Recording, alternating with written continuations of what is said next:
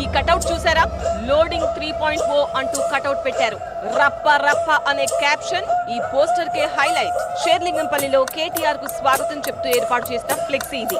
ఈ కటౌట్ లో కొటేషన్ మాదిరిగానే మీటింగ్ లో వైల్డ్ డైలాగులు చెప్పారు బీఆర్ఎస్ వర్కింగ్ ప్రెసిడెంట్ కేటీఆర్.